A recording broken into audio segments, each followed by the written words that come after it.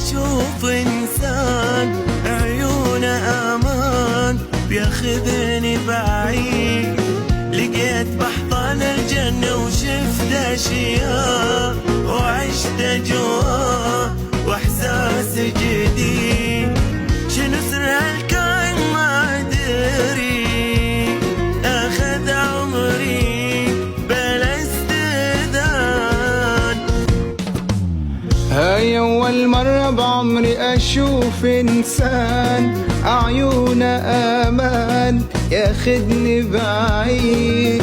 لقيت بحضن الجنة وشفت أشياء وعشت جوا وإحساسي كبير. شنو سر هالكائن ما أدري، أخذ عمري بلا استئذان.